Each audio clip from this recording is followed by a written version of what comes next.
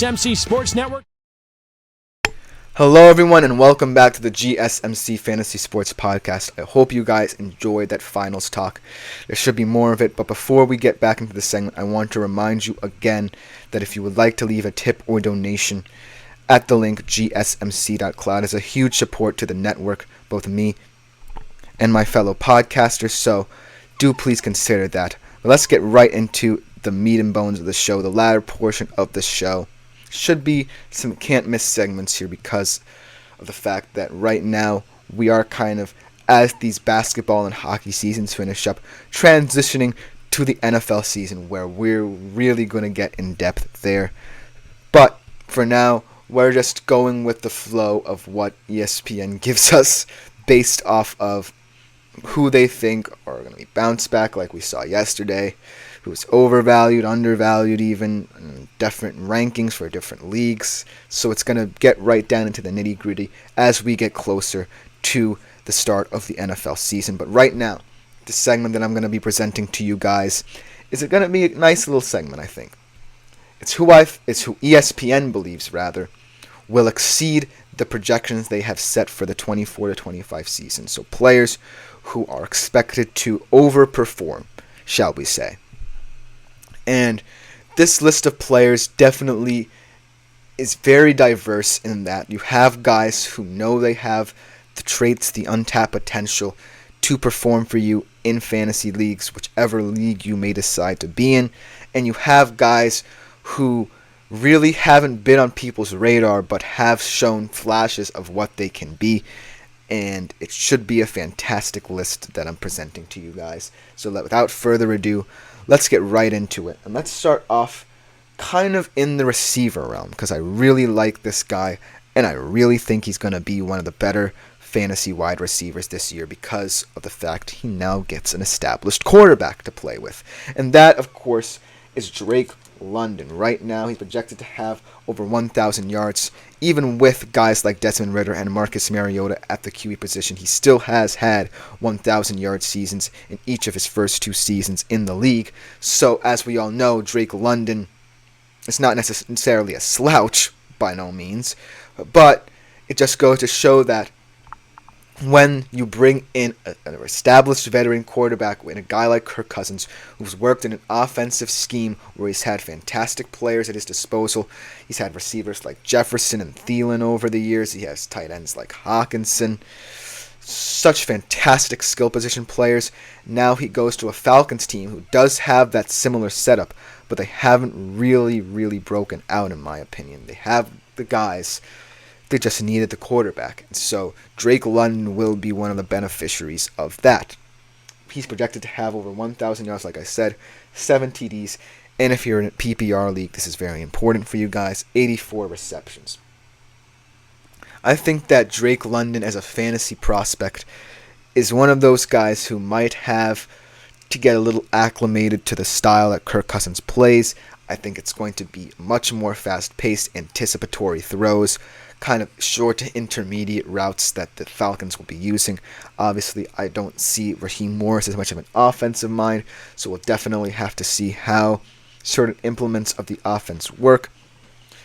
But I do think that the Falcons have a chance to be one of the more exciting offenses in the league, whereas they were one of the more disappointing ones in recent years. And Drake London, I really do think can be in that at least wide receiver 10 to 15 range. I don't necessarily think he's ready to make that leap to the top 5 just yet, but who knows?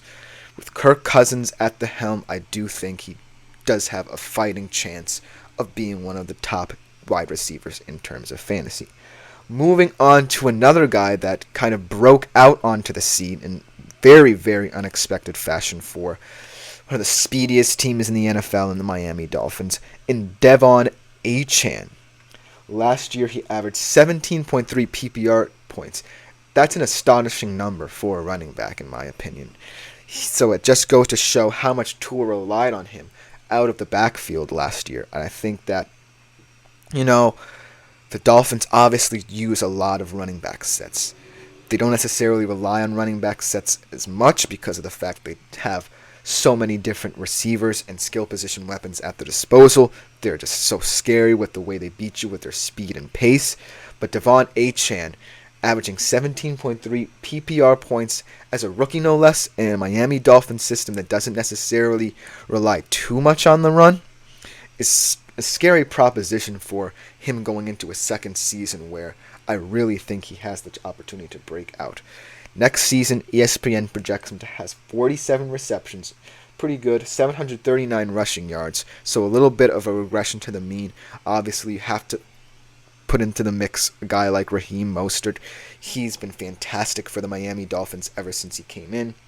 He does have 6 touchdowns, but receiving yards to the air is something that I really appreciate about a guy like Devon Achane, because that's where you really get that receiving kind of running back hybrid deal there. 345 yards to the air and 3 touchdowns. Very nice projections for him.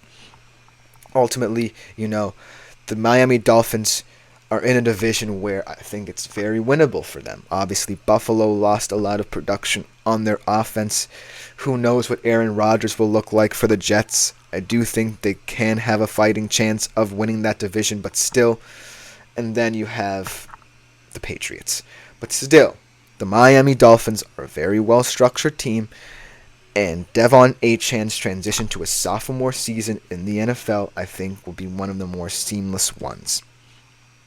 Speaking of kind of transitions and breakout stars, how about Jake Ferguson, the tight end for the Dallas Cowboys?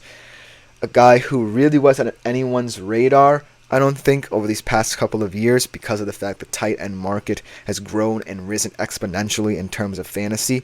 We'll talk about a little bit about that as well in the coming episodes. But Jake Ferguson is an example of how the tight end market is ever evolving. People are modeling their games after their idols like Travis Kelce and Tony Gonzalez. And Jake Ferguson is becoming part of that young, up-and-coming tight end market. I think that he is going to be very vital for this Cowboys offense, because it can't just be CeeDee Lamb. Obviously, one of the number one receivers in the NFL, if not the number one receiver in people's minds. But I do think that Dak Prescott definitely loves the security blanket, and look for Jake Ferguson to produce in the red zone much like he did last season. He is a huge red zone threat in my opinion. He's going to get a lot of touchdowns, a lot of production there. So I definitely agree with ESPN on this one. Jake Ferguson is a sleeper tight end pick. Next year, he's projected to have 65 receptions for over 670 receiving yards and 5 TDs. I think his TDs total is going to go over that. I think that, especially if you're in a PPR league and you want those red zone receptions and also getting those points through touchdowns scored, Jake Ferguson might be your guy to look at. I think he is very versatile in the way Dallas likes to set up in the red zone. One of the better red zone offenses for quite some time last year. Due to Jake Ferguson's size, his verticality, he really is a very appealing player. But ultimately, those 3 players, in my mind's eye, are 3 spectacularly good players to rely on later in drafts. If you're looking for that one guy who you might want to take a flyer on, and the risk will certainly maybe pay off. I do think that ESPN got this right on the money. I think that of all 3 of those players, I do expect Drake London to be the guy who really does exceed his projections, just because of the versatility of the other 2's offenses. But overall, another fantastic list, inspiring me from ESPN to share with you guys for the future. But coming up next, this is a way too early fantasy basketball mock draft. I know you guys are probably recovering from a very long fantasy basketball season already, and probably this is the last thing on your mind, but I'm giving it to you guys nevertheless. It should be a can't miss segment. I'm really excited to present this to you guys, so we will be right back with that mock draft. Should be exciting.